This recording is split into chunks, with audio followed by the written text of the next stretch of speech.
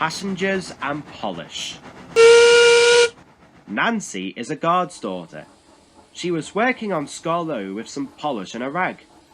"Wake up, lazy bones," she said severely. "Your brass is filthy, aren't you ashamed?" "No," said Scarlo sleepily. "You're just an old fusspot. Go away." She tickled his nose. "Renius comes home tomorrow. Don't you want to look nice?" Scarlo woke suddenly. "What? Tomorrow?" "Yes, Daddy told me. I'm going now. Nancy, stop. Do I really look nice? Please polish me again. There's a good kind girl."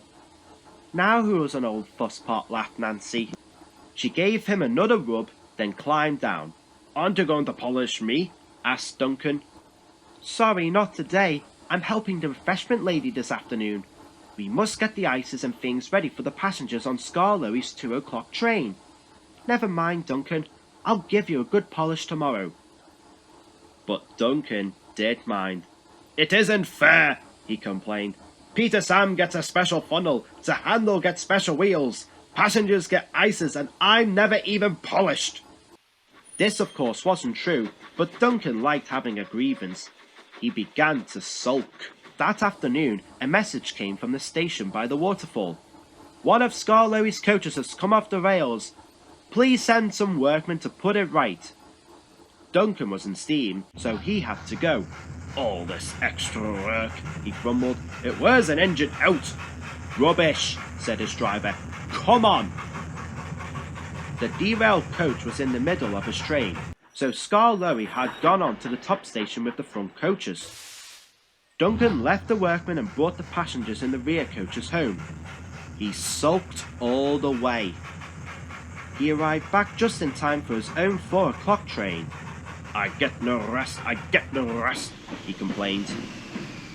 He was sulky and short of steam, so his driver waited a few minutes in the hope of raising more. But Duncan wouldn't try. "We can't keep the passengers waiting any longer," his driver said at last. "You always think about the passengers," muttered Duncan crossly, "and never about me. I'm never even polished. I'm overworked, and I won't stand it." He grumbled away, brooding over his wrongs. Duncan made heavy weather on the journey, but at last they reached the viaduct. This is long, high, and narrow. No one can walk on it when a train is there. "Come on, Duncan," said his driver. "One more effort, and you'll have a rest and a drink at the station." "Keep your old station," said Duncan rudely. "I'm staying here."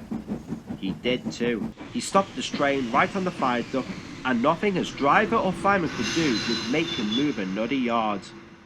Scarlo came from the top station to haul Duncan and his train to the platform. The passengers were very cross. They burst out of the station and told the driver, the fireman and the guard what a bad railway it was. Scarlo had to pull the train to the top station too. Duncan wouldn't even try. The Finn controller was waiting at the shed for Duncan that evening. He spoke to him severely, but Duncan still stayed sulky. He muttered to himself, "No polish, no passengers," in an obstinate sort of voice.